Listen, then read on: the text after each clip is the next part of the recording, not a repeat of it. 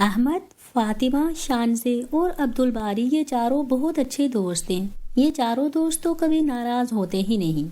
اگر تھوڑی بہت نوک جھونک ہو بھی جائے تو بہت جلدی اپنی غلطی کا اعتراف کر کے یہ ایک دوسرے کو منا لیتے ہیں۔ چاروں دوست آج پارٹی انجوائے کر رہے ہوتے ہیں کہ اچانک سے احمد بولتے ہیں، فاطمہ، عصر کی نماز کا وقت ہو رہا ہے، چلو ہم پہلے نماز ادا کر لیتے ہیں۔ مگر احمد، ابھی تو پارٹی کا ٹائم ہو رہا ہے نا، آج رہنے دو پلیز، آپ کل پڑھ لینا۔ دیکھو عبدالباری میرے دوست، کل کی نماز تو کل کے وقت کے لیے ہے نا۔ ہر روز نماز کا اپنا اپنا وقت مقرر ہوتا ہے اور مسلمانوں پر دن میں 5 نمازیں فرض ہیں۔ اگر ہم آج کی نماز ادا نہیں کریں گے تو یہ آج کی نماز تو قضا ہو جائے گی نا۔ مگر احمد، یہ تو کتنا مشکل ہے، ابھی وضو کرنا پھر نماز ادا کرنا، ایسے تو پارٹی خراب ہو جائے گی نا۔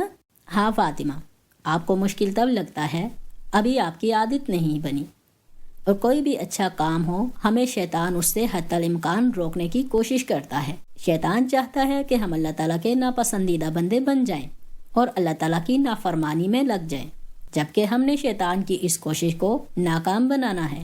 مگر ہم شیطان کی کوشش کو کیسے ناکام کر سکتے ہیں احمد؟ دیکھو شانزے، ابھی اگر نماز کا وقت ہے، میرا دل نہیں بھی چاہتا نماز ادا کرنے کا، تو بھی میں ادا کروں گا، تو دیکھو شیطان کی کوشش ہوئی نا ناکام۔ اوہ یس، پتہ ہے آپ کو، نماز اللہ تعالیٰ کی پسندیدہ عبادت ہے۔